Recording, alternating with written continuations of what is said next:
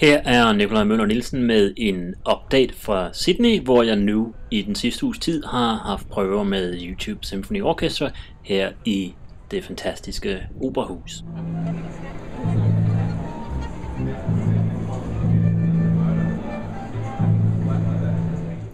Mængden af ressourcer, de har puttet ind i det her projekt fra Googles side, er enorm. Da vi kom, fik vi alle sammen et YouTube Symphony Orchestra credit card med $500 på til ekstra måltider og taxature og sådan. Og for at vi skulle holde kontakt med hinanden og dem derhjemme, fik vi sandelig også en telefon med fri internet og fri international opkald, mens vi er i Australien, og vi får lov at beholde telefonen, når vi rejser hjem. Og så har vi også fået et YouTube Symphony Orchestra håndklæde, så vi kan tage til stranden og forskellige andre ting.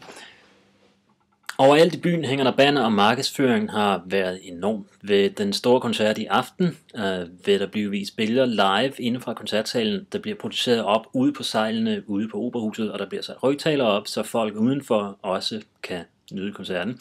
Den bliver selvfølgelig streamet live på YouTube, og den bliver sendt flere gange. Vi har haft orkesterprøver hver dag, først i den lille sal, inden vi rykkede ind på den store scene. Vi har haft kammerorkesterprøver hver dag her, strygeorkestret.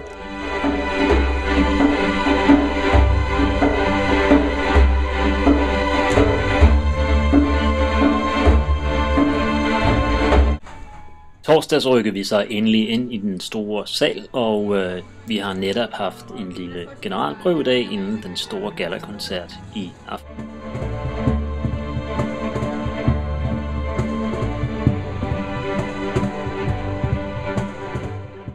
Der kommer til at ske en masse spændende ting direkte på livestreamen, mens vi spiller.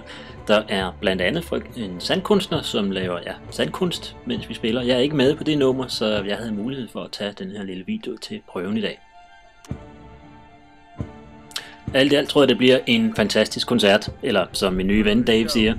Be like rock stars tonight, dude. It's gonna be crazy, dude. It's gonna be off the chain, saying.